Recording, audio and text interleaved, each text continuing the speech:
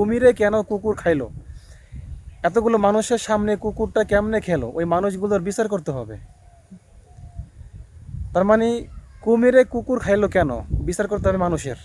বাগেরহাট খানজাহান আলী মাজারে এক কুমিরে কুকুর খেয়ে ফেলছে। এর জন্য দেখলাম যে এক শ্রেণীর লোক, যারা আমাদের সমাজে সুশীল বলে আমরা চিনি, তারা নেট দুনিয়ায় লাফালাফি করতেছে, কুকুরের মতোই চিল্লাচিল্লি করতেছে যে কুমিরে কেন কুকুর খাইলো, এতগুলো মানুষের সামনে কুকুরটা কেমনে খেলো, ওই মানুষগুলোর বিচার করতে হবে।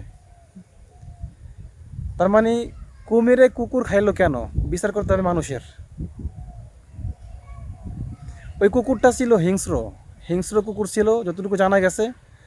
ওই কুকুরটা এক ব্যক্তিকে কামড় দেওয়ার জন্য আসছে, সে ঝাড়া দিছে বা লাথি মারছে, কুকুরটা সিটে গিয়ে ওখানে পড়ে গেছে, লড়াচড়া করতেছিল, কুমির এসে খেয়ে ফেলছে।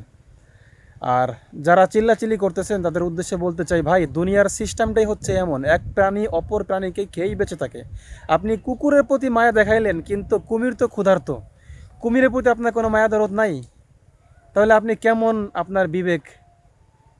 কুমিরও তো, সেও তো একজন মাখলুক বা সৃষ্টি, যে খাইছে।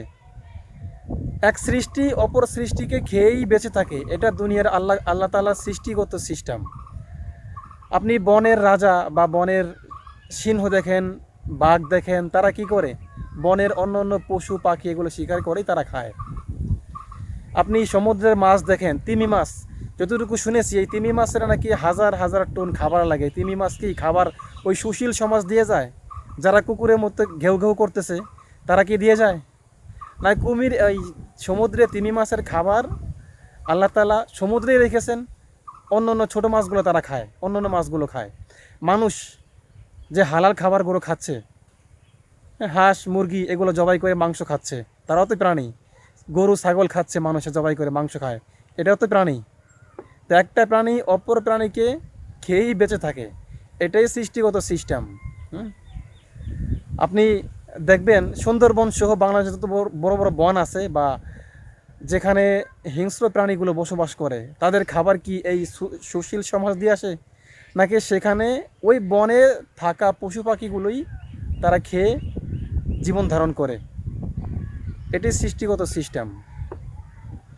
ওদের আসলে সৃষ্টির প্রতি মায়া না, ওদের কুত্তের প্রতি মায়া, কুকুরের প্রতি দরদ, এই হচ্ছে বিষয়। ওদের সৃষ্টির প্রতি ভালোবাসা না, ওদের ভালোবাসা হচ্ছে কুত্তের প্রতি, কুকুরের প্রতি। আল্লাহ তাআলা আমাদের সবাইকে সঠিক বুঝ দান করুক।